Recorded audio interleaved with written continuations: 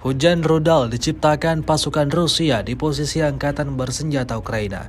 Ini bukan kali pertama militer Rusia melakukan hal ini. Sebelumnya, di beberapa wilayah pasukan Rusia meruntuhkan posisi pasukan Ukraina dengan meluncurkan rentetan rudal mematikan. Terbaru, awak MLRS Uragan dari kelompok pasukan Vostok menyerang posisi artileri meriam dan konsentrasi tenaga musuh.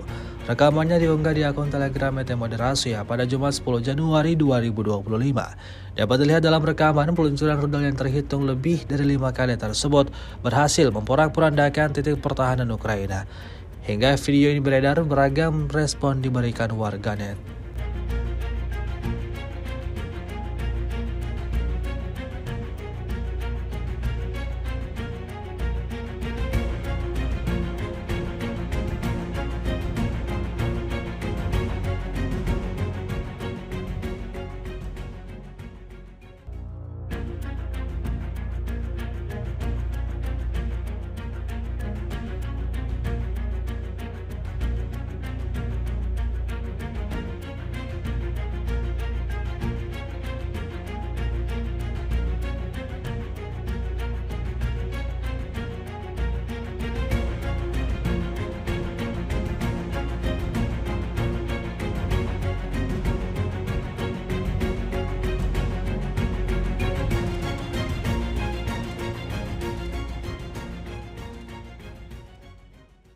Download Tribun X sekarang, menghadirkan lokal menjadi Indonesia.